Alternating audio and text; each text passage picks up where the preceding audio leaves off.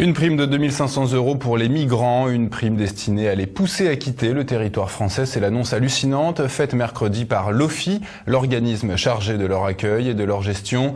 2 500 €, c'est ce que gagnent de nombreux Français après 2 mois de travail. Enquête, Natacha Königsberg.